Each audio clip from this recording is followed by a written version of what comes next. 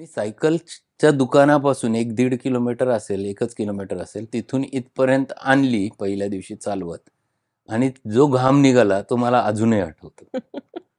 एक दिवस मी माझ्या मेहुण्याला सहज बोललो, मी 12 सूर्यनमस्कार. त्याने असा चेहरा केला, 12च. त्याने सांगितलं, ती नटी कोण, तिचं नाव घेतलं, ते म्हणे ती 108 घालते. मला 108 घालते.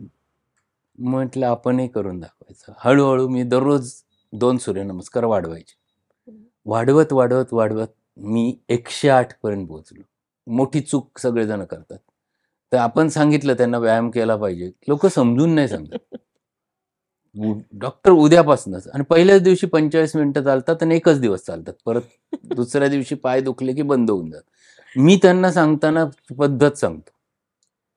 त्यांना सांगतो पहिल्या दिवशी 5 मिनिटं जायचं आणि 5व्या मिनिटाला परत रिटर्न फिरायचं, 10 मिनिटं चालायचं. दुसऱ्या दिवशी 6 मिनिटं जायचं, 6 मिनिटं यायचं, 7 मिनिटं जायचं, 7 मिनिटं यायचं. असं करत करत करत तुम्ही 45 मिनिटं चाला. मग त्रास होत नाही. लिहून दिलेलं आहे डाएटचं, त्याच्यावर सगळं अगदी एक एक गोष्ट. मग चहा, दूध, पोहे, साबुदाणे, बटाटे, गोड पदार्थ, हे सगळे असे सिक्वेन्स नेलेले, ज्याच्यामध्ये काय लोकांनी हा प्रश्न मला बरेच जण, मी भाजी आवडीने सगळे लोक, सगळे मेंबर्स तुम्ही त्यातनं डिलीट करतायत. भाजी पोळी, भाजी भाकरी हा कुठंच बंद केलेला आयटम नाहीये.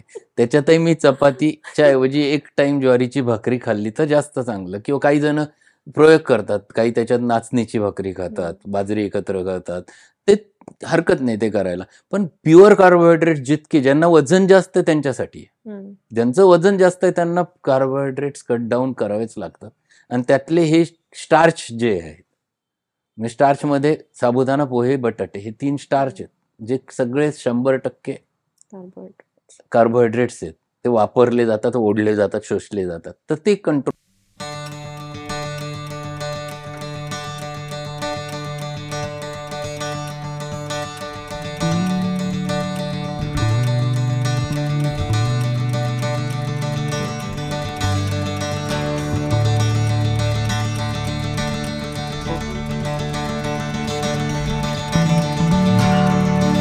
अर्थार्थ वेल्थच्या आरोग्यवर्धनेमध्ये आपलं स्वागत आहे. आजचे आपले जे डॉक्टर आहेत, सगळ्यांचे आवडते डॉक्टर प्रसाद रसाळ सर, जे होमिओपॅथीमध्ये MD आहेत. आणि मेन म्हणजे आजचा आपला जिव्हाळ्याचा विषय जो घेऊन आलेलो आहे आपण, त्यामध्ये लठ्ठपणा आणि ओबेसिटी, जी की 0 एज नंतर आजच्या यंग जनरेशनमध्ये, मिडल एजमध्ये, कॉलेज गोईंग ह्या सगळ्यांमध्ये आपल्याला बघायला मिळते. आणि त्यावर सर आपल्याला आज गाईड करणार आहे की ह्या गोष्टींना कंट्रोल आपण कसं करू शकतोय. त्याच्यासाठी खूप जास्त जे काही फॅड आपले सुरू आहेत की जिम, शेक्स वगैरे किंवा डाएट, तर ह्या गोष्टींवर सर आपल्याला मार्गदर्शन करणार आहे. पण त्याआधी आमच्या चॅनलला लाईक करा, सबस्क्राईब करा आणि खूप शेअर करा आणि खूप सारे कमेंट्स करा कमेंट बॉक्समध्ये. Thank you so much. सर, आजचा आपला जिव्हाळ्याचा विषय जो सगळ्यांना ऐकण्यात खूप इंटरेस्ट आहे, एक लठ्ठपणा आणि ओबेसिटी. मग त्याच्यामध्ये एज ग्रुप डझंट मॅटर, त्यात की आता हा ट्रेंड म्हणता येईल आपल्याला तसं पाहिलं तर, की जे काही सुरू आहे तिथे, की गुटगुटीत म्हटलं की सगळ्यांना लहान बाळ खूप आवडणार तिथे. पण मोठे मुलं गुटगुटीत दिसले किंवा एका पर्टिक्युलर एज नंतर व्यक्ती थोडी तब्येतीला जास्त वाटली की तो गुटगुटीतपणा नसतो तिथे. तर त्याला आपण जाड हा शब्द किंवा फॅट झाले किंवा वजन म्हणजे वेट गेन केलेले, असे खूप सारे शब्द त्या लोकांना ऐकायला मिळतात. तर आपण ह्याच गोष्टीवर आज चर्चा करणार आहोत की ओबेसिटी आणि लठ्ठपणा. ठीक आहे. सर्वप्रथम सर्व श्रोत्यांना खूप खूप नमस्कार. पुन्हा एकदा एक नवीन एपिसोडमध्ये आपणा सर्वांचं स्वागत. आणि आपण आजच्या या विषयाला सुरुवात करूया. स्मिता मॅडमने खूप छान विषय निवडला आहे, तो म्हणजे लठ्ठपणा किंवा ओबेसिटी. आणि जी जगभर आज विचारात घेतलं गेलं तर सगळ्यात जास्त वाढणारा आजार कोणता, तर तो ओबेसिटी किंवा लठ्ठपणा हा सर्वात जास्त वाढणारा आजार निर्माण झाला आहे. आणि त्याच्यामुळे निर्माण होणारे सेकंडरी आजार असे खूप वाढत चाललेत. तर आपण ह्या सगळ्या गोष्टींची थोडीशी कारणमीमांसा पण आपण आधी शोधून घेऊ, की का बरं लठ्ठपणा का वाढत चाललाय, काय चुकतंय आणि कशामुळे लठ्ठपणा होतोय. आता यामध्ये अनेक गोष्टींचा विचार आपल्याला करावा लागतो. आपण एज ग्रुपनुसार घेणार आहोत, परंतु तत्पूर्वी पहिली गोष्ट, लहान मुलांचा जर विचार केला, अगदी तान्हे बाळांचा, पूर्वीच्या काळी तुम्हाला तान्हेमुळं एकदम गुटगुटीत सापडायची. अगदी म्हणजे त्यांची चबी चबी स्किन, म्हणजे त्यांना घ्यायलाही आवडायचं. त्यांची स्किन एकदम सॉफ्ट असायची, गुटगुटीत असायचे. आता हा उलट होत चाललंय. आता लहान मुलं, अशी चबी मुलं खूप थोडे पाहायला मिळतात. परंतु कृश पण खूप ऍक्टिव्ह असणारे मुलं ची संख्या खूपच वाढत चालली. कारण आपण जन्माला येताना जे घेऊन येत असतो संचित, जे दोषही असतात आणि संचितही असतं, हे बदलत चाललंय. पूर्वीच्या काळी एक 20-30 वर्ष मागं गेलं तर तुम्हाला हे गुटगुटीत मुलं खूप प्रमाणात असायची आणि तेव्हा स्पर्धा असायची गुटगुटीत मुलांची सुद्धा प्रकारे. परंतु त्यावेळेला मायाझम जे होतं, दोष जे होते, ते 16 जास्त प्रमाणात होतं आणि 16 मध्ये मुलं जन्माला आले की ते चांगले असायचे, तब्येतीने धडधाकट असायचे त्यावेळेचं. आणि त्याच्या मागची कारणं 2 गोष्टी होत्या. एक तर आईचं दूध, आणि त्यासोबत जर बाहेरचं दूध दिलं तर ते दूध सुद्धा शुद्ध स्वरूपात मिळण्याची शक्यता खूप जास्त होती 31-40 वर्षांपूर्वी. आता ते बदलत गेलंय. आणि त्यामुळे सगळं पुढची पिढी जी निर्माण झाली, ही आता सोरिक मायाझमची नाही राहिली, ज्याच्यामध्ये जे दोष निर्माण झाले ते मिक्स मायाझम आले. म्हणजे 16 अधिक सिफिलिस, म्हणजे ट्युबरक्युलर मायाझम जन्माला येताना बाळ घेऊन येतात. आणि हे मायाझम हा दोष जो आहे, याच्यामध्ये हे मुलांमध्ये तो तब्येत गुटगुटीत दिसत नाही. ते हातापायाने अगदी वीक असतात. खातात पण भरपूर, पण त्यांच्या अंगी लागत नाही. आणि दुसरी गोष्ट म्हणजे ते स्थिरच नाहीयेत.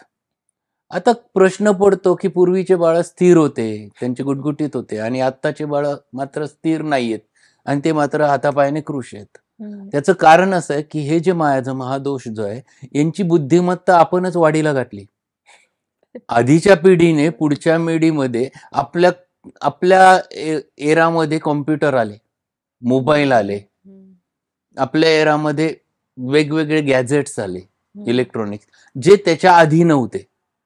आणि ह्या गॅजेट्समुळे, टीव्हीमुळे, रेडिओमुळे, मोबाईल्समुळे, इंटरनेटमुळे हे आपण वापरायला लागलो, तसं तसं आपली बुद्धिमत्ता जास्त चलाक होत चालली. आपण खूप गोष्टी शोधायला लागलो आणि ते जन्माला येताना बाळ घेऊन आले. तुमच्यापेक्षा तुमचं बाळ मोबाईल जास्त चांगला हँडल करतं. त्याला खूप गोष्टी माहीत असतात ज्या तुम्ही पाहिलेल्या सुद्धा नसतात. कारण तेवढी बुद्धिमत्ता ते घेऊन आलेत आणि त्यामुळे ते एका गोष्टीत सॅटिस्फाय होत नाही. त्यांना एक नवीन गोष्ट मिळाली की ते त्याच्यात सॅटिस्फाय झाले की लगेच नवीन काहीतरी त्यांच्या बुद्धीला खुराक हवा असतो आणि त्यामुळे ते खूप हायपर ॲक्टिव्ह बनतात. त्यांना प्रत्येक वेळेला नवीन पाहावं लागत असतं आणि ह्या हायपर ॲक्टिव्हिटीमध्ये भुकेचं बंधनच नसतं. जी एनर्जी तेवढ्यापुरती मिळाली, बस त्यांचं काम झालं. परत भूक लागली, काहीतरी खाल्लं, पुढं गेले. त्यामुळे सध्याची पिढी लहान बाळांच्या बाबतीत उलटं आहे. ती गुटगुटीत पाहायला नाही मिळत आणि मोठ्यांच्या बाबतीत मात्र उलटं पिक्चर पाहायला मिळतं. आता ही जी मुलं 5वी-6वीच्या आसपास जातात, तेव्हा ते तब्येतीने एकदम बदलतात. कृश तब्येत जी असते ती एकदम अचानक तब्येत वाढायला लागते आणि मग ते गुटगुटीत नाही बनत. त्यांना आपण जाड म्हणायला लागतो. काय जाड्या झालाय, काय डेअरी सुटली, का बरं बदल झाला? हे बदल होण्यामागे अनेक कारण आहेत. त्यातलं पहिलं कारण आहार. आपला जो पूर्वीचा आहार होता आणि आत्ताचा आहार, याच्यात जमीन अस्मानाचा फरक पडला. आहारामध्ये चीज किंवा दूध आणि दुधाचे दुग्धजन्य पदार्थ, ज्याच्यामध्ये चीज असेल, बटर असेल, बेकरी आयटम्स जे आहेत, हे यांचा अंतर्भाव खूप मोठ्या प्रमाणामध्ये आहारात आलाय. आणि दुसरी गोष्ट म्हणजे हे जे दूध आता हे पितात, आपण आपल्याकडे एक सवय लावली आहे मुलांना की तू सकाळी 1 कप दूध, संध्याकाळी 1 कप दूध प्यायला पाहिजे. आता ऍक्च्युअली पूर्वीच्या काळी ते दूध पिणं योग्य होतं कारण ते दूध शुद्ध होतं. आताचं जे दूध मिळतं, या दुधामध्ये अनेक प्रकारचे हार्मोन्स उतरलेले असतात, जे त्या गायांना किंवा म्हशींना दिलेले असतात, त्यांनी जास्त दूध द्यावं म्हणून. आणि ते हार्मोन्स दुधामध्ये उतरतात. जे दूध हे मुलं पितात आणि शरीरामध्ये बदल व्हायला सुरुवात होती, कारण ते हार्मोन्स त्यांच्या शरीरामध्ये जातात. त्या हार्मोन्समुळे शरीरातल्या प्रक्रिया बदलतात, मेटाबॉलिझम बदलतं आणि मग खावखाव सुटते.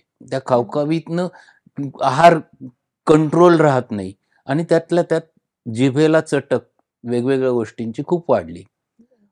पूर्वीच्या काळी मला आठवतं, की कधी आपण हॉटेलला जातच नसायचो. हॉटेल हा प्रकारच नसायचा. आता उलटं आहे, की लहान मुलांना आठवड्यातनं 2 वेळा हट्ट करून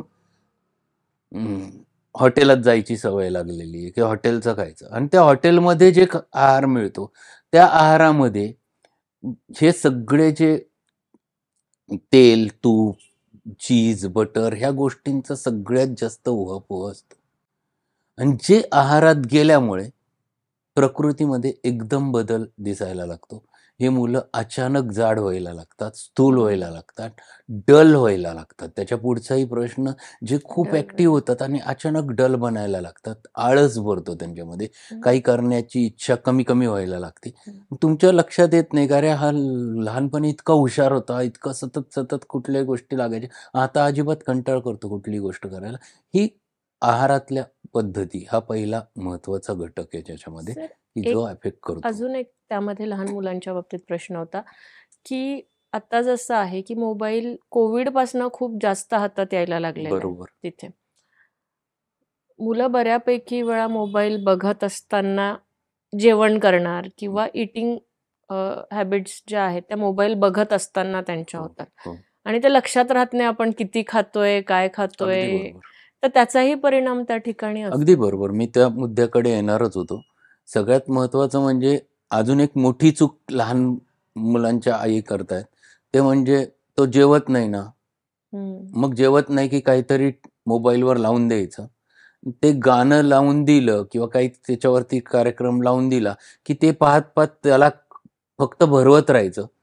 तो जेवतोय हे त्याला सुद्धा माहीत नसतं. तो फक्त गिळायचं काम करत असतो. त्याला काय खाल्लं हे सुद्धा माहीत नसतं. आणि ही सवय अशी लागलेली असते, की आता तेवढ्यापुढे ते नाही आलं तर जेवणच जाणार नाही. बरोबर. हा एक प्रकार खूप निर्माण झाला आणि मध्यंतरी कोविडच्या काळामध्ये आपण बाहेर नाही पडलो. त्या बरोबर. काळामध्ये खूप जणांनी त्याचा अजून एक दुष्परिणाम हा झाला, की काय करायचं? काहीच नाही करायचं तर काहीतरी खायचं बनवायचं. हम्म. मग वेळ जात नाही म्हणून काहीतरी नवीन बनवायचं, ते करून पाहायचं. मग त्याच्या बरोबर. डिश WhatsAppवर शेअर करायच्या. आज आमच्याकडं त्याच्यावरती तर आमच्याकडे एक ग्रुप तयार झाला, आम्ही सारे खवय्ये म्हणून. मग त्याच्यामध्ये प्रत्येकाने दररोज काय नवीन बनवलं आणि नवीन डिश कुठली केली, असं हे बदलत गेलं आणि हे बदललं गेलं. त्यात दुसरी गोष्ट, ग्राउंड ॲक्टिव्हिटी या मुलांची कमी होत चालली. म्हणजे मुलं पूर्वीच्या काळी खूप खेळायची. जे धरून आणावी लागायची ग्राउंडवरनं. आता ग्राउंडवरनं नाही, मोबाईलमधनं धरून आणावं लागतं. त्यांना खेळायला सांगितलं, की त्यांना मोबाईल पाहिजे असतो किंवा टीव्ही पाहिजे असतो. परंतु ग्राउंडवर जाऊन जे खेळणं पाहिजे असतं, जे शरीराला खूप खूप खूप गरजेचं असतं, ते घडत नाहीये. अनेक शाळांमध्ये ग्राउंड्सच नाही. हा प्रश्न आहे. सिटीत जिथं-जिथं आहे तिथं ग्राउंडचा अभाव हा एक महत्त्वाचं कारण आहे आणि त्यामुळे त्यांच्या ग्राउंड ॲक्टिव्हिटी शाळेतही नाही होत आणि घरी आल्यावरती शाळेचा वेळ, आल्यानंतर क्लासेस, आवरणं, सगळ्या मग गोष्टी. क्लासेस, याच्यामधनं मुलांना ग्राउंडवर जायला वेळही नाही. ह्या सगळ्या गोष्टींचा परिपाक असा होत चालला, की स्थूलपणा हा तिथपासूनच सुरू. सुरू झाला. तो वाढायला जसं-जसं सुरुवात झाली, तसं-तसं हे एक दुष्टचक्र आहे. दुष्टचक्र असं आहे, की ह्या सगळ्या गोष्टींमुळे आहार बदलला, एक जागी बसणं आलं, शरीराची ॲक्टिव्हिटी कमी पडली, वजन वाढलं. वजन वाढल्यामुळे अजून काहीच करावसं वाटत नाही. मग ॲक्टिव्हिटी कमी झाली आणि मग अजून स्थूलपणा वाढला. अजून खायची इच्छा निर्माण झाली. ह्या दुष्टचक्रात एकदा अडकलं, की मग ओबेसिटी ही पुढे वाढायला सुरुवात होती. त्याची मूळ कारणं ही लहान मुलांच्या जडणघडणीत आहे आणि मग तिथून पुढे मग यंग जनरेशनमध्ये, आत्ताच्या मुलींमध्ये, ज्या वयात येतात मुली, साधारण वयाच्या, आता तर खूप लवकर पाळी येते मुलींना, 10 वर्षाच्या असताना, 11 वर्षाच्या असताना. पूर्वीच्या काळी हे 14 वर्षाच्या, 15 वर्षाच्या मुलीला पाळी यायची. आता पहिली पाळी जी 9-10 वर्षाच्या मुलींना येते, प्रिपॉन्ड होत चाललंय. हे हे जे होतं याच्या कारण ह्याच हार्मोन्समध्ये आहेत, जे दुधातनं उतरतात, आहारातनं उतरतात आणि जे मिल्क प्रॉडक्ट्स, चीज वगैरे हे खाल्लं जातं. मग ही जी लवकर आलेली जी सेक्शुअलिटी असते, अडोलसन्स असतो, ह्या मुलींमध्ये स्थूलपणा खूप पाहायला मिळतो आणि एक आजार खूप थैमान घालतोय या मुलींमध्ये. तो म्हणजे पॉलिसिस्टिक ओव्हरियन डिसीज, PCOD किंवा PCOS असं त्यांना म्हटलं जातं. याचं कारण सुद्धा या सगळ्या गोष्टींमध्ये लपलेलं आहे.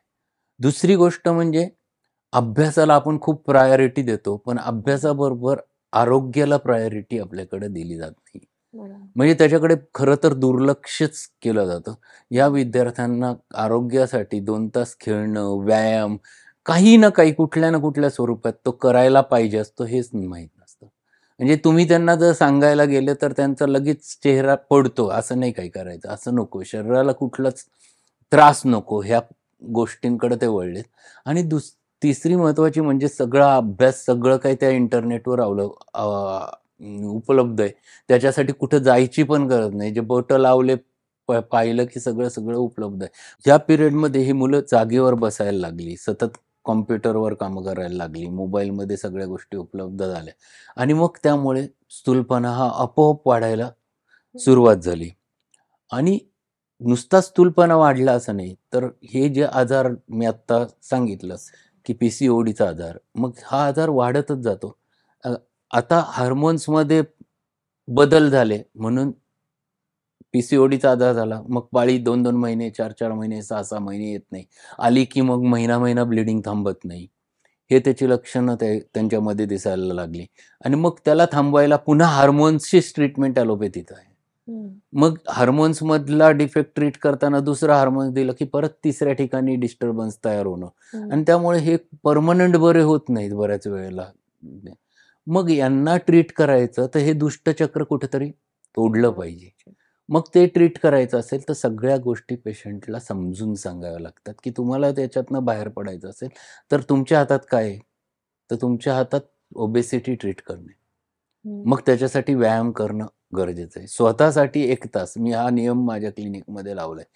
स्वतःसाठी 1 तास, उरलेले 23 तास तुमच्यासाठी आणि तो 1 तास म्हणजे हा व्यायामासाठी दिलेला 1 तास असला पाहिजे. ते शिकवणं, आहाराच्या पद्धती शिकवणं, हे सगळं जेव्हा आपण करायला लागतो, तेव्हा लहान मुलांची ओबेसिटी आपण कंट्रोलमध्ये आणू शकतो. हेच मुलं पुढे गेले, की ओबेसिटी पुढे घेऊन जातात. मग जेव्हा ते अडल्ट बनतात आणि अडल्ट बनल्यानंतर हे अजून मोठ्या प्रमाणात ही ओबेसिटी वाढायला सुरुवात होते. आणि इतकी वाढते, की त्यांची ॲक्टिव्हिटी करण्याची इच्छाच कमी झालेली असते. जे काही पाहिजे ते जागेवर पाहिजे. प्रत्येक गोष्ट जागेवर. मग तुम्हाला बाजारात जाऊन काही घेऊन यायचं नको. ऑनलाईन ऑर्डर ऑनलाईन करायची, ऑर्डर. ऑनलाईन मागवून घ्यायचं. मग प्रत्येक गोष्ट आणि जशी गरज तशी पूर्तता व्हायला सुरुवात होते. त्यामुळे वेगवेगळ्या कंपन्या आल्या. त्या तुमच्या घरापर्यंत, तुमच्या दारात सगळी गोष्ट आणून द्यायला बरोबर. लागले. शरीराची हालचाल बंदच झाली. आणि हम्म. ती बंद झालेली हालचाल ही ओबेसिटी निर्माण करत चालली. पण नुसती ओबेसिटी निर्माण करत नाही. स्थूलपणा येतो. तो स्थूलपणा हळू-हळू ब्लड प्रेशर निर्माण करतो. तो स्थूलपणा डायबिटीज निर्माण करतो. तो स्थूलपणा शरीरातल्या रक्तवाहिन्या टणक बनवतो, कोलेस्टेरॉल वाढवून, लिपिड डिपॉझिट करून. असे अनेक आजारांचं मूळ या ओबेसिटीत लपलेलं असतं आणि ही ओबेसिटी पुरुषांमध्ये पण तेवढीच वाढायला लागली, स्त्रियांमध्ये पण एवढीच वाढायला लागली आणि सगळ्यात महत्त्वाचं कारण हॉटेलिंग हा फॅक्टर आता खूपच मोठ्या प्रमाणात वाढला. तुम्ही जर सांगायला गेलं, की जेवणाचं, आहाराचे पथ्य, तर लोकं हसायला लागतात. हे कसं पाळणार? शक्यच नाही. असा एक प्रश्न निर्माण होतो त्यांच्या मनामध्ये.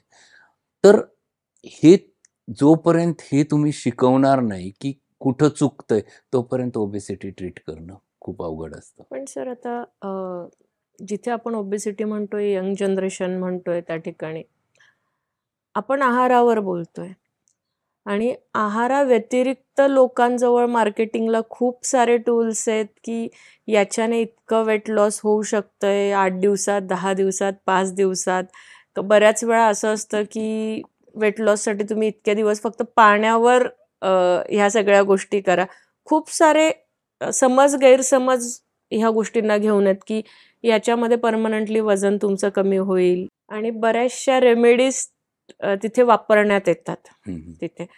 आता ज्या ठिकाणी रेमेडीज यूज होत आहेत किंवा मार्केटमध्ये खूप सारे प्रोडक्ट्स आलेले आहेत, एकदा रेमेडी हा विषय आपण जरी बाजूला ठेवला, पण मार्केटमध्ये जे प्रोडक्ट्स त्याच्यासाठी येतात, तर हा एज ग्रुप जो आहे 12पासनं पुढच्या मुलांसाठी आहे, जे 10वीपासनं किंवा 9वीपासनं पुढे जातात. आई वडिलांचाही आग्रह असतो की आता वजन वाढतंय तर जिम तरी जॉईन करा बरोबर. त्यात, किंवा कुठल्या तरी एका ऍक्टिव्हिटीला तुम्ही जॉईन करा, पण त्याच्यासोबत जे काही सप्लिमेंट दिलं जातं डाएट व्यतिरिक्त, बरोबर. तर त्यात ते किती हार्मफुल असू शकतंय किंवा बेनिफिशियल असू शकतंय, किंवा ते करायला पाहिजे की नाही करायला पाहिजे यंग एज ग्रुपने बेसिकली.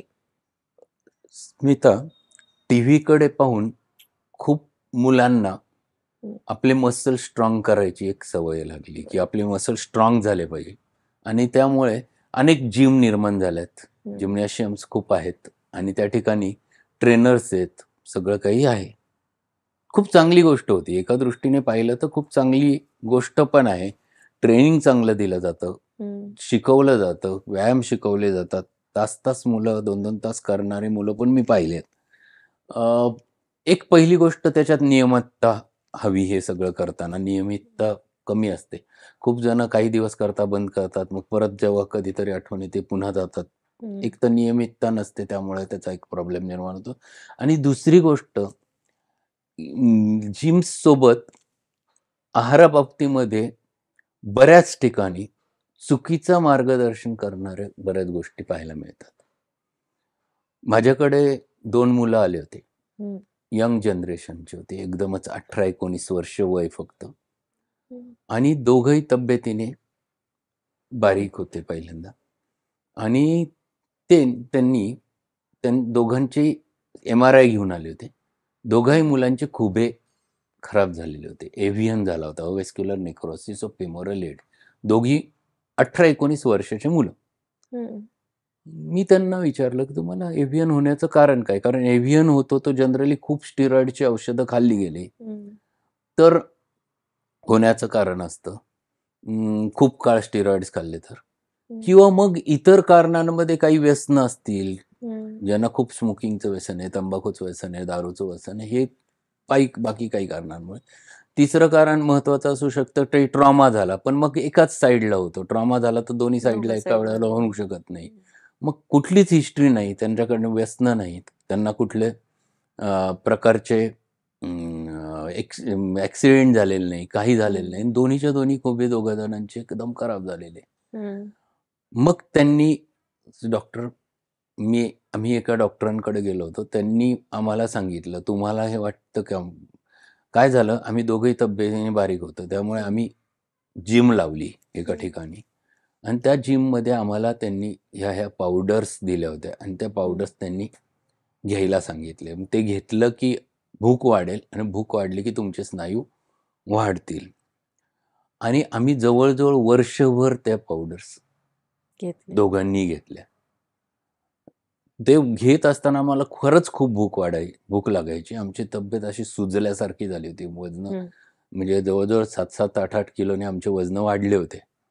परंतु जेव्हा खुबा दुखायला लागला, त्यावेळेला आम्ही जेव्हा ह्याचा शोध घेतला आणि मग कळालं की आम्हाला एव्हियन नावाचा आजार झाला, त्या डॉक्टरांनी सांगितलं, तुम्ही त्याच्यामध्ये कुठेतरी तुम्हाला स्टिरॉइड देण्यात आला. स्टिरॉइड गेला आणि त्या स्टिरॉइडमुळे तुम्हाला हा आजार झालाय. आणि ही गोष्ट घडताना दिसते. ते दुर्दैवी 18-19व्या वर्षी दोन्ही खुबे खराब होतात. कारण कुठलंच नाहीये बाकीचं. त्यांना कुठं कधी स्टिरॉइड वापरलं नव्हतं की आजार झाले म्हणून. कुठले आजार नाही, काही नाही. अचानक दोन्ही जणांचे, दोघांनी त्या पावडर घेतल्या होत्या. याचाच अर्थ हे आपण चुकीच्या मार्गाकडे धावतोय आणि ह्या गोष्टी घडतायत. तर साधं सोपं गणित आहे. ठीक आहे, तुम्ही एक्सरसाइज करायचा आहे, मस्क्युलर करायचं आहे, प्रोटीन्स खायचे आहेत. प्रोटीन्स पावडरीमधनं मिळतात असं नाही. आपल्या नॅचरल आहारामध्ये, नैसर्गिक आहारामध्ये आपल्याला प्रोटीन्स मिळवता येतात. अंडी असतील, अंड्यातला पांढरा भाग जो असतो फक्त, तो पांढरा भाग प्रथिनांचा मोठा सोर्स आहे. येलो भाग काढून टाकला आणि पांढरा भाग घेतला. किंवा कडधान्य आहेत मोठ्या प्रमाणात, कडधान्य खाल्ले ज्याच्यामध्ये भरपूर प्रोटीनचा सोर्स असतो, आपण ते बाजूला टाकतो आणि जे पटकन अवेलेबल होऊ शकतं त्याच्याकडे जातो. पण सर, जिथे आपण प्रोटीन बोलतो, परत प्रोटीन हा शब्द जिथे वापरला जातो, प्रोटीन आपण कधी घ्यायचं असतं? जेव्हा तुमच्या बॉडीला काही एक्सरसाइज असेल, हो, ह्या सगळ्या गोष्टी असतील, त्यावेळेस तुम्ही प्रोटीन घेतलं तर ते योग्य? तसं नाहीये. प्रोटीन शरीराची गरज असतेच. प्रथिन ही बॉडी बनतेच पण ती प्रोटीनची. कशी कशी असते सर? काही जण ओव्हर याच्यामध्ये, की काही नाही, तुम्ही बसून कामं करतायत, सगळ्या गोष्टी करतायत आणि डाएट फक्त विदाऊट एक्सरसाइज तुम्ही डाएट फॉलो करताय, मग आम्ही स्प्राउट्स खाणार आणि नाही, त्याच्या मागचं कारणही सांगतो. प्रोटीन्स जे आपण खातो, आपण प्रोटीन जर 100% खाल्ले, तर त्यातले 9-10% शरीरात शोषले जातात. फॅट्स खाल्ले तर त्यातले 18-20% शोषले जातात. कार्बोहायड्रेट्स खाल्ले तर 100% शोषले जातात. आणि म्हणून प्रोटीन्स खा असं का सांगितलं जातं? तर प्रोटीन्स खाल्ल्यानंतर त्याच्यातला ऍब्सॉर्ब होणारा भाग थोडाच आहे. त्यामुळे आणि प्रोटीन्स खाल्ल्यामुळे तुमच्या शरीरातलं इन्शुलिन सिक्रीट नाही होत. ज्यामुळे इन्शुलिनमुळे जी ओबेसिटीमध्ये एक महत्वाचा पार्ट असतो, इन्शुलिन जास्त प्रमाणात सिक्रेट झालं की ते आपोआप ओबेसिटीला कारणीभूत असतं, लिपिड डेव्हलप करायला. तर इन्शुलिन तयार होत नाही, म्हणून प्रोटीन खाल्लं जातं. तो काही चुकीचं आहे असं नाही. प्रोटीन्स खाल्ल्यामुळे तोटा होतो असं काही नाही. प्रोटीन्स फक्त प्रोटीन्समुळे काय होतं, काही जणांना खूपच प्रोटीन खाल्ले तर युरिक ऍसिड जे त्याच्यापासून होणारा बाय प्रॉडक्ट आहे किंवा जो फेकून देण्याचा प्रॉडक्ट आहे, एक्सक्रिटरी प्रॉडक्ट, तो एक्सक्रिटरी प्रॉडक्ट जास्त प्रमाणात तयार झाला तर सांध्यांचा त्रास किंवा मुतखड्यांचा त्रास ही होण्याची शक्यता असते, किंवा स्टोन्स तयार होण्याची शक्यता असते, मुतखडे तयार होण्याची शक्यता असते. ते घडू शकतं, पण ती रेअर, ज्याच्यामध्ये त्याच्यात तशा पद्धतीचं डायथिसिस म्हणजे टेंडन्सी आहे, अशाच जणांना ते तसं होतं. प्रत्येकाला ते होतं असं नाही. कारण जिम किंवा ह्या सगळ्या गोष्टी जर म्हटलं तर त्यांचा मेनली फोकस प्रोटीन ह्या गोष्टीवरच असतो. प्रोटीन हे बॉडी बिल्डर्स आहेत. त्यातले प्रोटीन्समध्ये अनेक प्रकार असतात. त्यातलं जे अल्ब्युमिन असतं ते बॉडी बिल्डर आहे. सॉरी, अल्ब्युमिन हे बॉडी बिल्डर आहे. ग्लोब्युलिन जो पार्ट असतो प्रोटीनचा, तो प्रोटेक्टिव्ह अँटीबॉडीज असतात, फाईट करण्यासाठी, प्रतिकार शक्ती देणारे. तर ते प्रत्येकाचे घटक आहेत. त्यातलं अल्ब्युमिन हे शरीरासाठी आपल्या खूप गरजेचं पण असतं. प्रोटीन म्हटलं की ते नॅचरल प्रोसेसनेच गेलेलं बॉडी केव्हाही चांगलं, केव्हाही केव्हाही चांगलं आहे, की जे काही एक्झाम्पल तुम्ही सांगितलं त्या पद्धतीने त्या गोष्टी कधीच नको व्हायला पाहिजे. सर, पुढचं की आपण आता यंग जनरेशन पर्यंत आलेलोच आहोत. एक की यंग जनरेशनच्या थोडं पुढे आपण जात असताना, आता मुलींचा विषय असेल किंवा मुलांचा विषय असेल, ह्या सगळ्या गोष्टी त्यांच्या फ्युचर लाईफमध्ये इफेक्ट करतात का? खूप मोठ्या प्रमाणात. मुलींमध्ये सर्वात महत्वाचा, हा जर आजार निर्माण झाला, ज्याला आपण पीसीओडी म्हणतो, तर लग्नानंतर प्रेग्नन्सी राहायला सगळ्यात मोठा अडथळा हा आजार असतो. दुसरा एक आजार ज्याचा मला उल्लेख करायचा होता तो म्हणजे हायपोथायरॉइडिझम. जे थायरॉइडच्या लेवल शरीरातल्या कमी होणं आणि ओबेसिटी यांचा खूप मोठा जवळचा संबंध आहे. म्हणजे थायरॉइडच्या लेवल कमी झाल्या म्हणून ओबेसिटी वाढती आणि ओबेसिटी वाढली म्हणून अजून थायरॉइडच्या लेवल्स कमी होतात. हे दुष्टचक्र परत चालू होतं आणि त्याच्यामध्ये परत अजून खूपच शरीर वाढत जातं, ओबेसिटी जास्त प्रमाणात वाढत जाते. हे एक महत्वाचं कारण त्याच्या मागे असू शकतं. तर ह्या सगळ्या गोष्टींचा परिणाम त्यांच्या फ्युचर लाईफवर होतोच होतो. म्हणजे प्रेग्नन्सीतला अडथळा मुलींच्या दृष्टीने जसा आहे तसा पुरुषांमध्ये पण आहे. ओबेसिटी आणि नपुसकत्व यांचं पण कोरिलेशन जवळचं असतं, की सेक्शुअल भावना, लैंगिक भावना निर्माण न होणं किंवा त्याच्याबद्दलच्या अनिच्छा निर्माण होणं, त्याच्यात मधला ताठरपणा कमी होणं, हे सुद्धा परिणाम ओबेसिटीमुळे होऊ शकतात. त्यामुळे ओबेसिटी ही कुठल्याही दृष्टीने ही हानिकारकच असते, त्रासदायकच असते आणि ती जितक्या लवकर कंट्रोलमध्ये आणता येईल तितकं चांगलं, तितकं तुम्ही परत निरोगीपणाकडे परत येऊ शकता. पण आत्ताचं लाईफस्टाईल जिथे आपण बघतोय, की नवीन जनरेशन पैशांच्या मागे तर आहे, पण तेवढी स्ट्रेस लेवल पण इन्क्रीज असते. तर ओबेसिटीला एक कारण आपण बघितलं की डाएट, पण दुसरा जो प्रश्न येतो तिथे स्ट्रेस पण, लठ्ठपणा किंवा ओबेसिटी ह्या गोष्टींसाठी किती परिणामकारक असू शकतो? स्ट्रेस हा खूप महत्वाचा फॅक्टर आहे. हम्म. स्ट्रेसमुळे काय होतं की अनेकदा स्ट्रेसेसमुळे माणूस कामात गर्क असतो. हम्म. ह्या कामांमध्ये गर्क असल्यामुळे तो वर्कॅहोलिक झालेला असतो आणि त्याच्यातनं त्याला वेळ मिळाला हम्म. की त्याला काय करून काय नको त्याला कळतच नाही. म्हणजे त्याला तो शांतपणा अनुभवण्याची सवय नसते. हम्म. ते अनुभवण्याची सवय नाही. मग काय करायचं तर बेचैनी तयार होते. त्याच्यातनं निर्माण होते ती अँक्झायटी, बेचैनी, वेगवेगळ्या प्रकारचं थिंकिंग आणि सगळ्यात महत्त्वाचं म्हणजे आयडल बसण्याची सवय नसते की असं मग आपण शांत बसू, मोकळं बसू, असं नाही.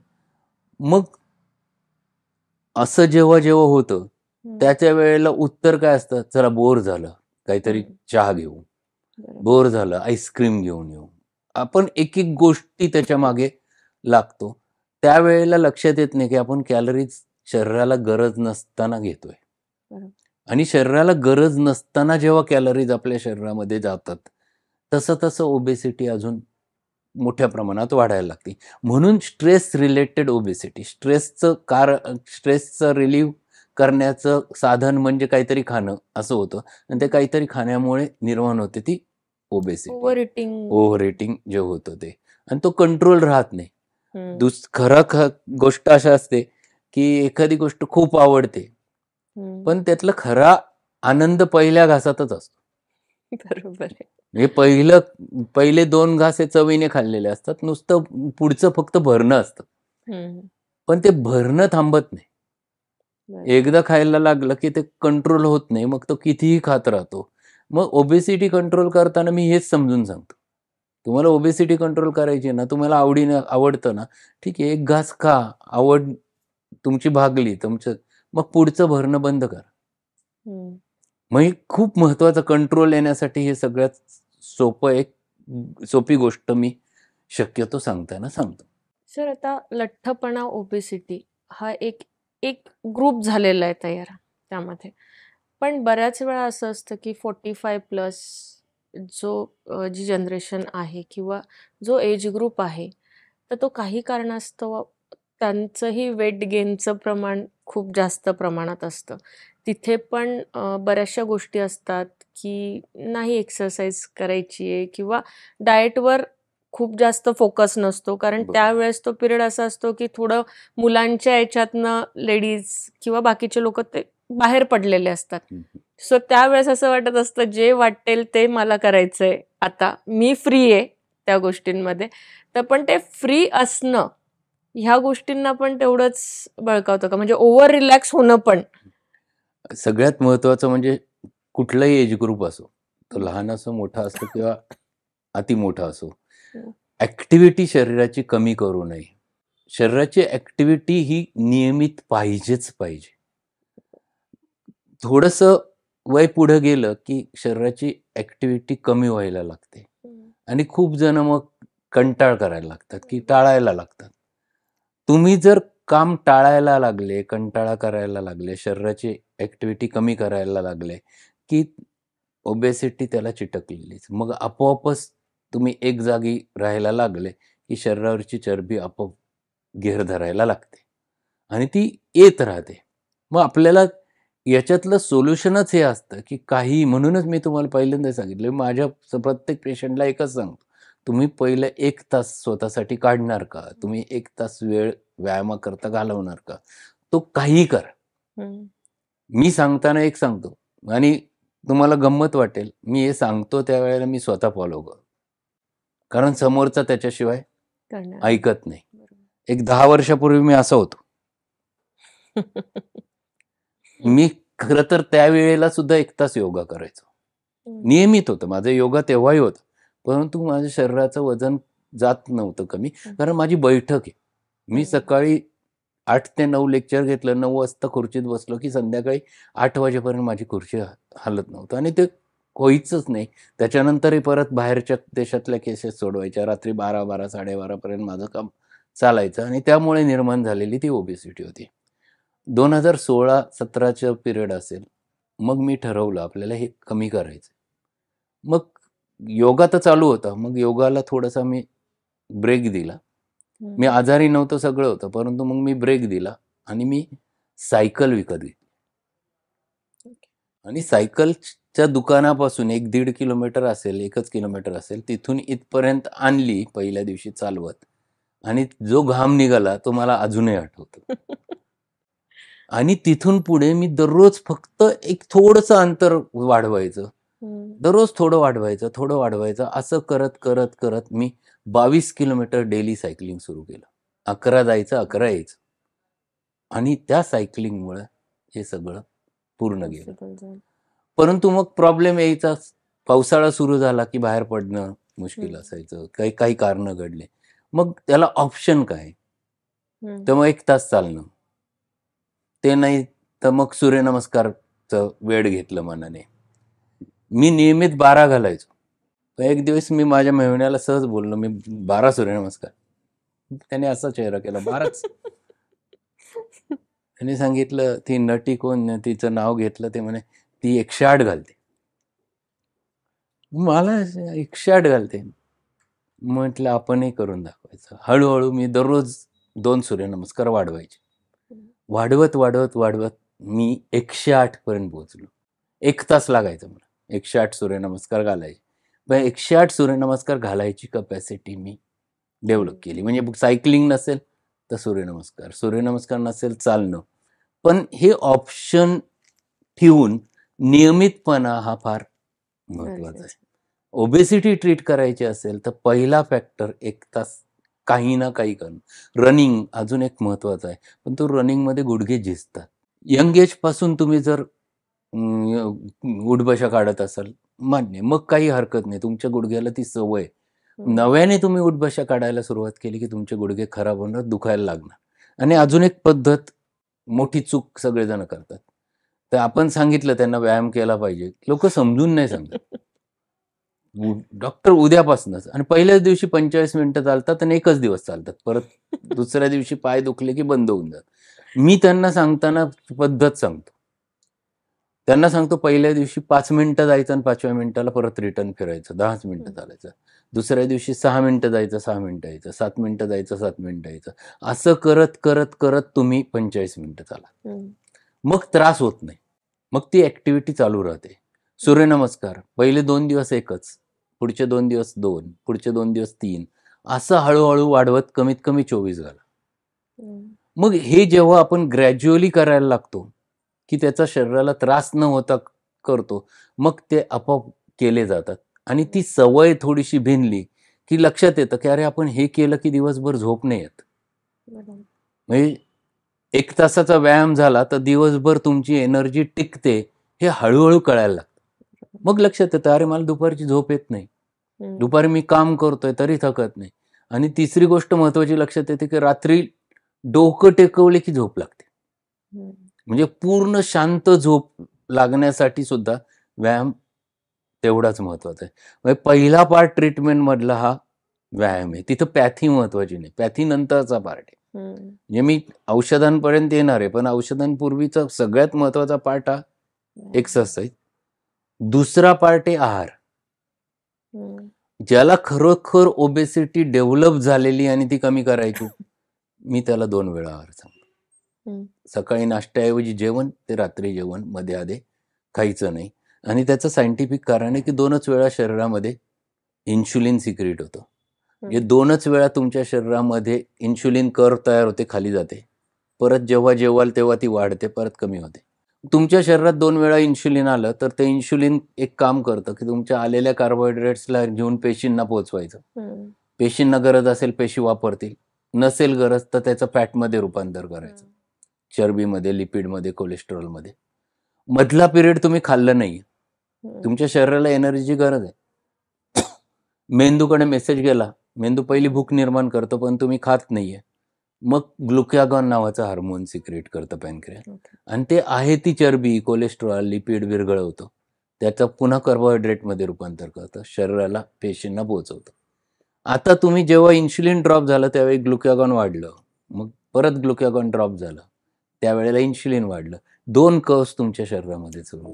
बऱ्याच वेळा आहारामध्ये सांगितलं जातं की नाश्ता करा, थोडासा खा, मग परत जेवण करा, मग 4 वाजता खा, मग संध्याकाळी खा. म्हणजे बरेचसे लोक तेवढे टिफिन कॅरी करतात. पूर्वीच्या काळी हा एक प्रकार होता. हम्म. त्याच्यामागे एक विचार होता की थोडं थोडं खाल्लं तर शुगर थोडी थोडी वाढेल. बर.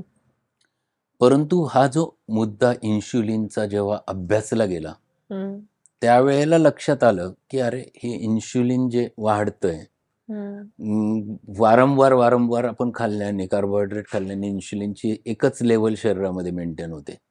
दुसरं हार्मोन ग्लुकॅगॉन जे काम करायला पाहिजे ते करत नाही. ते फक्त रात्रीपुरतं झोपलेल्या अवस्थेत काम करतं आणि त्यामुळे कोलेस्ट्रॉलचे लेवल वाढत चालले, त्यामुळे ओबेसिटी वाढत चालली आणि म्हणून मग 2 वेळा किंवा जास्तीत जास्त 3 वेळा एक नाश्ता जो प्युअर प्रोटीनचा म्हणजे इन्शुलिन लागणार नाही, दुसरं जेवण रात्रीचं जेवण. प्रोटीन जर तुम्ही खाल्ले तर तुम्हाला इन्शुलिन सिक्रेट नाही होणार. म्हणजे ज्याला भूकच कंट्रोल होत नाही त्याच्याकरता एक तर मी सॅलड सांगतो सगळ्यात, काकडी, टोमॅटो, गाजर, मुळा. आणि ते कंटाळ येतो म्हटलं तर स्प्राउट्स, प्युअर स्प्राउट्स किंवा उकडलेल्या अंड्यातला फक्त पांढरा भाग. हे काही जणांपुरतं, म्हणजे ज्यांना कंट्रोल होत नाही त्यांच्याकरता हे एक सोल्युशन. ज्यांना कंट्रोल होतं त्यांनी 2 वेळा खायचं. हा एक पार्ट आहाराचा. आणि आहारामध्ये कार्बोहायड्रेट कमी करायचे. मगाशी आपण जो मुद्दा मांडला की कार्बोहायड्रेट कमी आणि प्रोटीन जास्त. मग कार्बोहायड्रेट लोकांना कळत नाही. तुम्ही सांगता कार्बोहायड्रेट्स कमी करा, त्यांना कळत नाही कार्बोहायड्रेट्स म्हणजे काय. ते म्हणा आम्ही खातच नाही. कार्बोहायड्रेट्स नाही म्हणजे काय हे नीट समजून सांगणं गरजेचं असतं. मग त्यांना मी सरळ माझ्या प्रिस्क्रिप्शन पॅडच्या मागे मी लिहून दिलेलं आहे डाएटचं. त्याच्यावर सगळं अगदी एक एक गोष्ट, मग चहा, दूध, पोहे, साबुदाणे, बटाटे, गोड पदार्थ, हे सगळे असे सिक्वेन्सने लिहिले ज्याच्यामध्ये काय लोकांनी हा प्रश्न मला बरेच जण, मी भाजी आवडीने सगळे लोक, सगळे मेंबर्स तुम्ही त्यातनं डिलीट करतायत. भाजी पोळी, भाजी भाकरी हा कुठंच बंद केलेला आयटम नाहीये. त्याच्यातही मी चपातीच्या ऐवजी एक टाइम ज्वारीची भाकरी खाल्ली तर जास्त चांगलं. किंवा काही जण प्रयोग करतात, काही त्याच्यात नाचणीची भाकरी खातात, बाजरी एकत्र करतात, ते हरकत नाही ते करायला. पण प्युअर कार्बोहायड्रेट जितके ज्यांना वजन जास्त आहे त्यांच्यासाठी, ज्यांचं वजन जास्त आहे त्यांना कार्बोहायड्रेट्स कट डाऊन करावेच लागतात. आणि त्यातले हे स्टार्च जे आहेत, स्टार्चमध्ये साबुदाणा, पोहे, बटाटे हे 3 स्टार्च आहेत, जे सगळे 100% कार्बोहायड्रेट्स आहेत. ते वापरले जातात, ओढले जातात, शोषले जातात. तर ते कंट्रोल करणं तुमच्या हातात असतं. त्यामुळे आहार लिहून देतो मी, आणि तो आहार स्ट्रिक्टली जर फॉलो केला आणि त्याला जोड व्यायामाची दिली तर 15 दिवसाला 2 किलो सहज कमी होतं. सर, आता हा विषय झाला की हे PCOD, लठ्ठपणा, एका एज ग्रुपला जे एज ग्रुप आपण घेतले, पण काही ठिकाणी काही लोकांच्या सर्जरीज झालेल्या असतात, तर त्यानंतर पण वेट गेन होतं तिथे. किंवा लेडीजच्या बाबतीमध्ये जर आपण म्हटलो की पिरियड्स बंद झाले की ह्या सगळ्या गोष्टी सुरू होतात तिथे, तर त्यासाठी आपण काय करू शकतो बेसिकली? कुठलीही सर्जरी झाली की आपण काय झालंय की सर्जरी झाली आता माझी, आता मग काही करायचं नाही. बरोबर आहे. कुठलीही सर्जरी झाली 1 महिना, फार फार तर 1.5 महिना रेस्ट मान्य आहे. तिथून पुढे तुम्हाला रेस्टची गरज नसते, परंतु ते कारण मिळालेलं असतं. असं घडतं. खूप जणांची पिशवी काढली म्हणून केलंय, कोणाचं काही अजून वेगळं काही गोष्टी. तुम्ही 1.5 महिना झाला असेल तर तुम्ही परत रुटीनला यायला काहीच हरकत नसते. हळूहळू फक्त कुठली गोष्ट करताना आतताईपणा करायचा नसतो. एक्स्ट्रीम म्हणजे परत व्यायाम करायचं, शून्यापासून सुरुवात करायची, दररोज थोडं थोडं थोडं थोडं वाढवत जायचं, परत पहिल्या लेवलला येऊ शकता. आणि म्हणून ते कुठलीही सर्जरी जरी झाली तर त्याच्यानंतरचा महत्वाची गोष्ट की परत पूर्वपदावर आपण आलं पाहिजे. आणि आहाराचे बदल पण योग्य प्रमाणात केले पाहिजे. ते आपण बदलत नाही. आपण जर जागेवर आलोय काही काळापुरतं तर मग आपण आहारातही बदल त्या प्रमाणात केले पाहिजे की आपल्याला गरज तेवढ्या एनर्जीची नाहीये, ती नसेल तर त्या प्रमाणात आहार कमी केला पाहिजे. हे पण कळणं तेवढंच महत्वाचं असतं. तिसऱ्या एका गोष्टीवरती मला तुमच्याशी बोलायचं ते म्हणजे सध्याच्या काळात बॅरेट्रिक सर्जरीचा एक फॅड खूप मोठ्या प्रमाणावर आलाय आणि खूप जणांनी केलेली आहे. मी पाहिलेत, मी अनेक पेशंट पाहिलेत जे बॅरेट्रिक सर्जरी केले, 20-20 किलोने 25 किलोने कमी झाले आणि परत काही काळानंतर ते परत पूर्ववत पहिल्या जागेवर आले. मग असं का झालं याचा अर्थ कुठेतरी चुकतंय आणि तुम्ही निसर्गाच्या विरुद्ध जाताय. बेरेट्रिक सर्जरी म्हणजे जठराचा भागच कट करून टाकायचा तेवढा, म्हणजे जठरात कमी मावेल. मग कमी मावलं म्हणजे कमी खाल्लं जाईल आणि वजन कमी करणं. हे कुठेतरी निसर्गाच्या विरोधात आपण जातोय आणि ते चुकीच्या पद्धतीने होतंय असं माझं मत आहे. मला पर्सनल टीका नाहीये, परंतु त्या गोष्टीवरती हे माझं मत आहे. आणि अनेकदा त्या पेशंटचं पुन्हा परत वजन पहिल्या लेव्हलला आलेलं मी अनेक जणांचं पाहण्यात पण आलेलं आहे. तसंच एक म्हणजे तसा नाही म्हणता येणार ॲक्च्युअली, पण प्रेग्नन्सी नंतर वेट गेनचं प्रमाण खूप जास्त लक्षात आलंय किंवा आधीचं जे आपण बघायचो, की डिलिव्हरी झाली, की खाण्याचं प्रमाण अचानक घरातले वाढवून द्यायचे त्या बरोबर. ठिकाणी. खूप वेगवेगळ्या रेमेडीज त्या ठिकाणी यूज व्हायच्या आणि तेव्हा ते वजन मॅटर नाही करायचं. पण आत्ता असं झालेलं आहे, की आफ्टर प्रेग्नन्सी वेट गेनपेक्षा लोकं वेट लॉसकडे जास्त फोकस करतात. पण ते काही कारणास्तव पॉसिबल होत नाही. त्याचे काय कारणं असू शकतात? पहिली गोष्ट प्रेग्नन्सीमध्ये वजन वाढतं कारण हार्मोन्स बदलतात हं, आणि ते 2 जीवांचा आहार असतो तो बरोबर. आणि त्यामुळे तेवढं खाणं गरजेचं असतं, क्रमप्राप्त असतं. त्याच्यानंतर डिलिव्हरी झाल्यानंतर जोपर्यंत दूध उतरतंय आणि बाळ फक्त अंगावरच पितंय, बरोबर. त्यावेळेला तुम्ही आहारात कमतरता करून चालत नाही.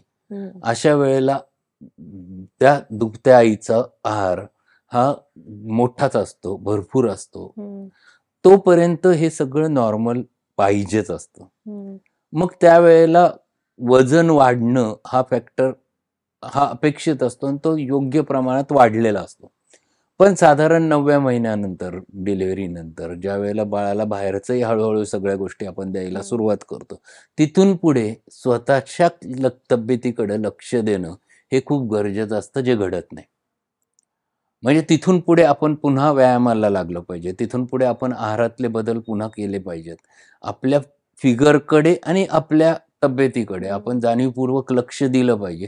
जे होत नाही आणि जे न झाल्या कारणाने मग स्थूलपणा आला, की ॲक्टिव्हिटीज आपोआपच कमी होतात. ज्या डिलिव्हरी म्हणजे प्रेग्नन्सी राहण्यापूर्वीची जी ॲक्टिव्हिटी असते, ती परत ॲक्टिव्हिटी आलेली नसते.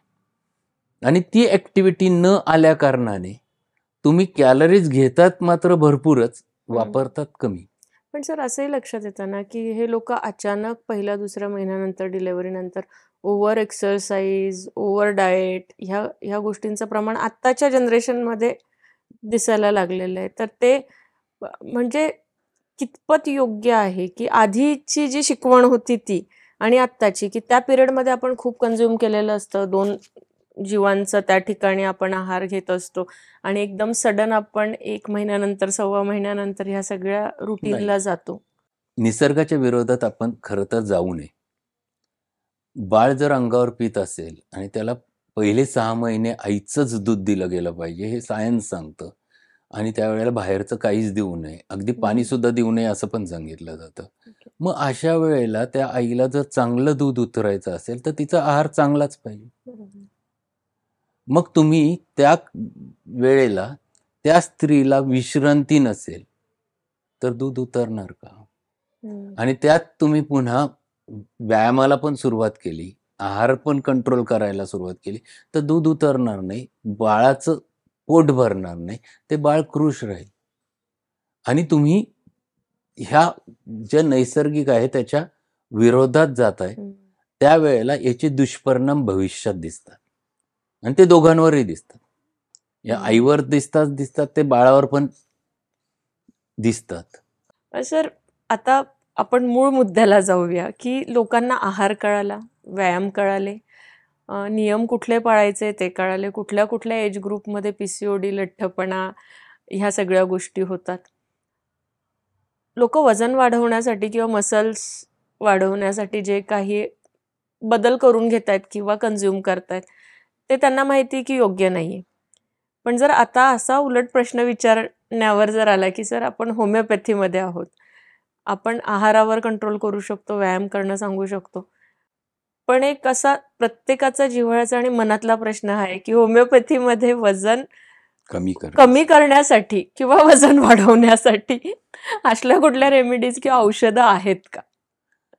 होमिओपॅथीमध्ये ओबेसिटीची ट्रीटमेंट आहे, ट्रीटमेंट करता येते वजन कमी करण्यासाठी, परंतु ती कोणाचं करायचं हा प्रश्न मुद्द्याचा असतो.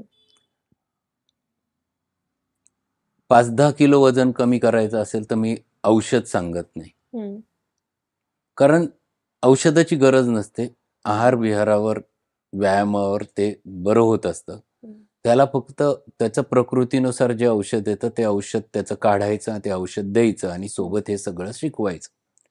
परंतु काही पेशंट असे येतात, तुला गंमत सांगतो, मुंबईहून एक पेशंट लेडीज माझ्याकडे आले होते वजन कमी करण्यासाठी. किती वजन असेल त्यांचं?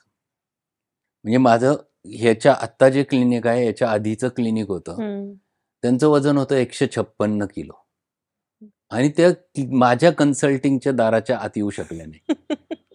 म्हणजे आता माझं जे मेन कन्सल्टिंगचा दरवाजा 5 फुटाचा जो आहे, तिथनं ते आत आल्या आणि वेटिंगमध्ये बसल्या.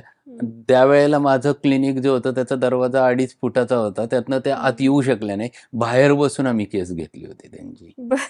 मग अशा पेशंटला तुम्ही आहार, व्यायाम काय, त्यांना बसायचाच प्रश्न होता. त्याचं अख्ख्या सोफ्यावर एकच जण बसलेल्या.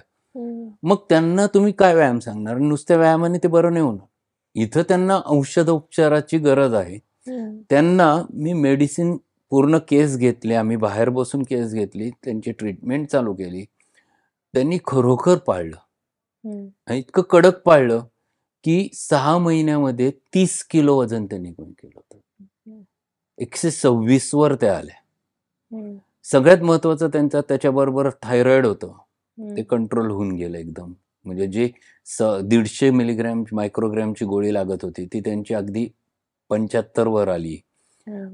शुगर खूप अनकंट्रोल राहायची, ती नॉर्मलला आली. कोलेस्ट्रॉलचे लेवल ड्रॉप झाल्या. हे खूप छान पद्धतीने रिकवर होत गेलं. अशा रुग्णांना तुम्हाला औषध द्यावंच लागतं. दुसरी एक पेशंट पुण्यावर आली होती, ती सायंटिस्ट होती, बैठकीचा जॉब होता. तिचं 132 किलो वजन होतं. शी इज ऑल्सो, म्हणजे तिने सुद्धा, आम्ही ट्रीटमेंट तिला द्यावीच लागली, कारण तिचे ते म्हणे, डॉक्टर मी सगळं करते, योगा पण करते, मला कळतं, पण माझं वजन कमी होत नाहीये. आणि तिला पण हायपोथायरॉइडिझम होतं, PCOD होतं, या सगळ्या गोष्टी होत्या. वय यंग होते ते साधारण 33-34 वय होतं फक्त. परंतु मग ट्रीटमेंट करून आम्ही तिचं वजन हळूहळू बरोबर 80च्या लेवलला आणलं. मग अशा लोकांना मात्र औषधोपचाराची गरज आहे आणि होमिओपॅथीमध्ये याकरता औषधोपचार आहे. प्रत्येकाचं औषध फिक्स नाही, त्यामुळे मी औषधांचं नाव सांगावं आणि ते लोकांनी जाऊन घ्यावं असं होमिओपॅथीत नाही. अनेक औषध आहेत. फायटोलॅक्का बेरी नावाचं औषध आहे जे वापरलं जातं, परंतु ते प्रत्येकाला सरसकट तेच वापरलं जातं असं नाही. थायरॉइडच्या सिक्रिशन्स पासून बनवलेलं थायरॉइडिनम औषध आहे जे ओबेसिटीमध्ये आम्ही वापरतो, पण ते प्रत्येक पेशंटच्या गरजेनुसार किंवा आवश्यकतेनुसार, त्याच्या लक्षणांनुसार ते ठरवलं जातं. त्यामुळे फिक्स औषध नसतं, प्रत्येकाचं औषध हे भिन्न निघतं आणि त्याप्रमाणे त्याचा ट्रीटमेंटचा पार्ट असतो. दुसरी गोष्ट, हे कुठलेही औषधं जी आम्ही वापरतो, हे औषधं मटेरियल फॉर्ममध्ये न दिल्या कारणाने त्याचे दुष्परिणाम शरीरावर होत नाही. परंतु लोकांचं म्हणणं असतं, मग आम्हाला औषध का देत नाही? नाही, तुमच्या शरीरातली चयापचय क्रिया बदलते, ती फास्ट केली जाते. तसं करण्यापेक्षा तुम्ही ती फास्ट व्यायामातनं करा, ती तुम्ही आहाराच्या माध्यमातून कंट्रोल करा, मग ती नैसर्गिकपणे होते, तर त्याचा कुठलाही त्रास रुग्णाला होत नाही. परंतु ज्यांना मात्र खरंच गरज आहे अशा ठिकाणी मात्र आम्ही आवर्जून औषधांचा वापर करतो. नक्कीच सर. आजचा जो आपला ओबेसिटी, लठ्ठपणा, ह्या गोष्टीवरची जी चर्चा झालेली आहे, नक्कीच आपल्या व्ह्यूअर्सला आवडणार पण आहे त्यात. आणि असेच आपण नवीन नवीन विषय घेऊन पुढच्या भागात येणार आहोत. आजसाठी इथेच थांबूया, पण जाता जाता एक सांगतोय, लाईक करा, सबस्क्राईब करा आणि शेअर करा. Thank you so much. धन्यवाद. थँक्यू.